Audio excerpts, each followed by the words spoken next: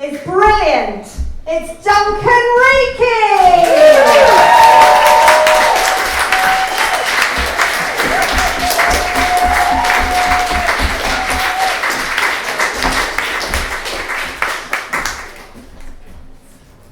So I'm going to do a couple of old ones and then one which I wrote today. So it's a bit of a work in progress, which means that if you don't like it, it's because it's not finished.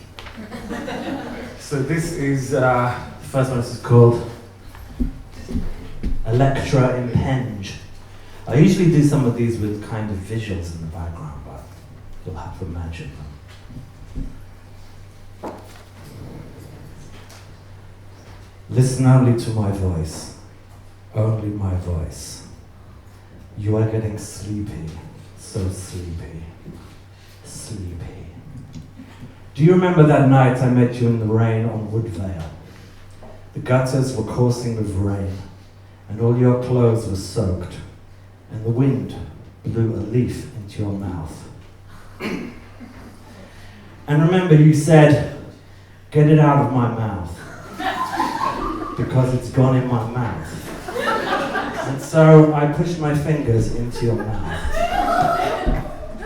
And then you took me to that house by the allotments with all the lanterns and the crane flies, and I said, what place is this? And you said, Crystal Palace.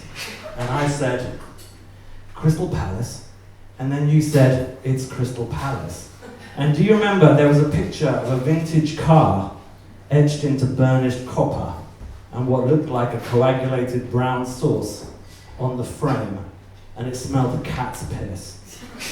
And remember there was a used elastoplaster with two stains, a dark brown inner stain and a yellow outer stain, like a tide, like chromatography. And I said, don't you fucking dare put that thing near me. Don't you fucking get that thing on me. And remember, there was a rusted chair crushed up on the embankment amongst the nettles, and the ivy had grown through that baby's skull, and you were wanking me off. And do you remember, I got a shard of that stained glass stuck in my thigh, and it wouldn't stop bleeding. And you said that if I really loved you, I would do it. And I said, I'm not doing it, all right. I'm not doing it, and I don't even want to fucking talk about it anymore. And there were those magnets, and that wooden spoon with the handle shaped like a moth. And you said, it's not the cancer that kills you, it's the chemo. And I said, you don't need chemo with all the fucking drugs you take. We were living in Honor Oak.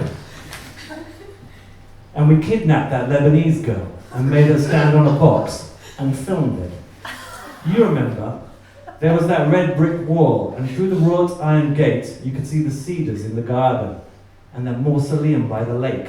And I climbed the wall and dropped down into the reeds, and the guards came, and I said, I'll meet you back at the station. Wait for me at the station, I'll meet you there. Wait for me. Do you remember?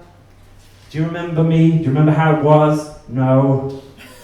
You do not remember. And when you wake up, you will have forgotten everything I have said. And you will have forgotten this poem. On the count of 3, wake up. 1, 2, 3.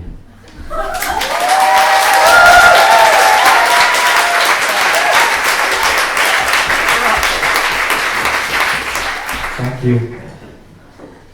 And this poem is, I wrote this before I was an aspirant homeowner. It's called More.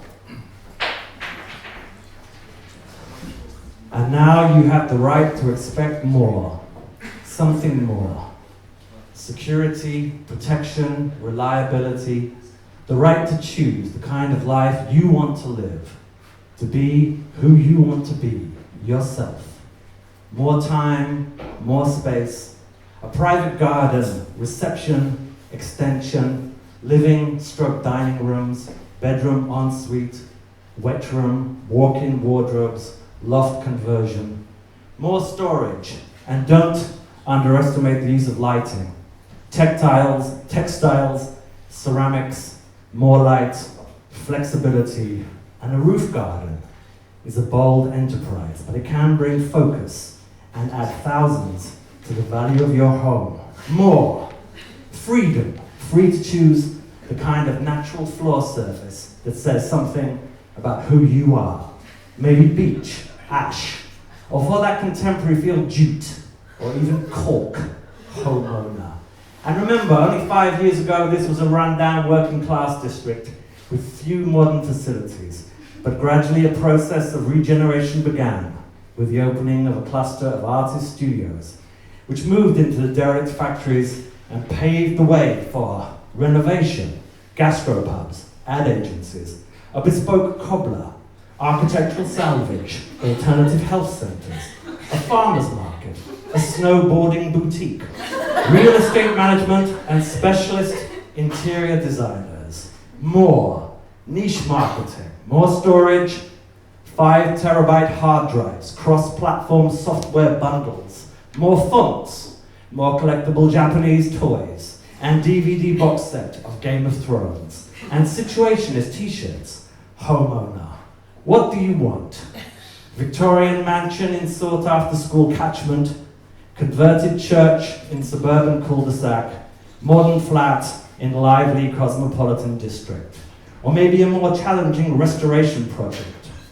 Beautiful deserted farmhouse, fabulous local limestone, sun staining, fire damage, only an hour's drive from Sarajevo. Excavating for the water feature, you find skulls, human hair, and you've got to get rid of all that clutter. Nobody's going to buy a house with clutter. They want clean lines and surfaces, the smell of baking bread and freshly ground coffee. Homeowner, the life of history opens to you as an international palette of styles. Cold War kitsch, the radical 60s, Vietnam, Sarajevo, Kabul, Iraq, declutter, convert, renovate, restore, modernize. It's not you, it's me. I need some time for myself, my own space. More land, more things, because actually I'm dying. It's the clutter, the filth, and the history, and the clutter.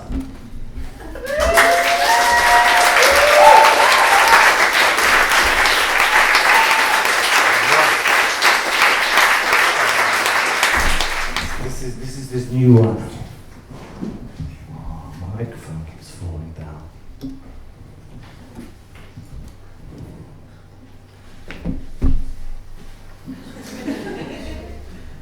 Yes, I'm talking to the audience.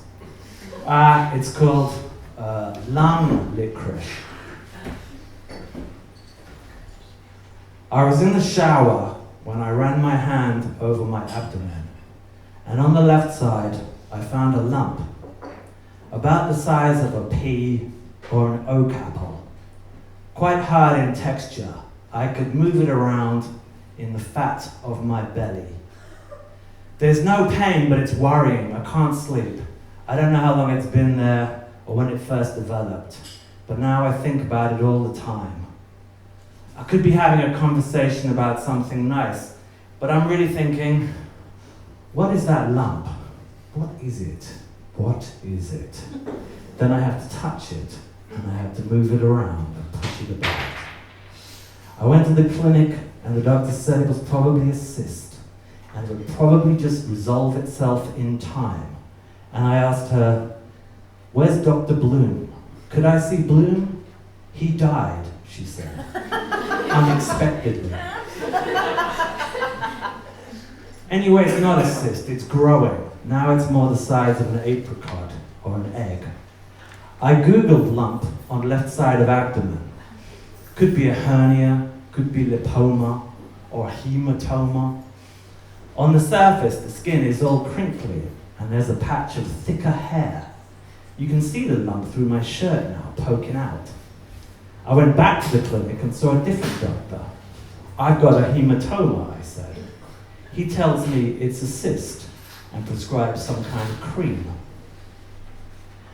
I still can't sleep. It's not a cyst, and it's itching now. The cream does nothing. Nothing. If I had the nerve, I would cut it out myself with a craft knife, but that would probably make it worse. Last night I couldn't sleep. I just lay there with the lump, growing. It's about the size of a potato now. I was trying to remember what it was like before I had the lump, and I couldn't remember. And then suddenly the itching got worse, much worse. So I pulled back my pajamas and I looked at it, and it was moving. The patch of hair was rustling, and the crinkly skin was pulsing. I didn't want to look at it, but I couldn't stop. It was turning like a snake in a bowl, and it woke up right there. First it opened its eyes, and then it opened its mouth, and it spoke to me, and it said my name. "Who are you?" I gasped. And the lump replied, "What have you done with your life?" Really? What happened to you? Think of all the things you never did, and all the places you never went, and all the ships and the storms, and the cities and the stars, and you never caught the night train from Istanbul, you never smoked opium at the Chelsea Hotel, or you never played drums at CBGB's, or sent your dispatch from war-torn Santiago, or drove the coast road to Big Sur at dawn, or got that tattoo. You never were the young professor in cutting-edge research department, never the hypnotic vocalist in cult post-punk band, never the mesmerizing lead in Oscar-nominated indie feature, or maverick sculpture in Shoreditch Loft, or shirt designer on cover of Italian Vogue. You never invented indicator gloves for cyclists, or wrote that detective novel, or sold your own pickles. Never sat at the right table with the right people, never told Dinah that you loved her, never taught your son to swim, all those friends you never made, all that time you wasted, and what was it all for? Nothing. "Who are you?" I gasped. "I'm the real you," said the lump.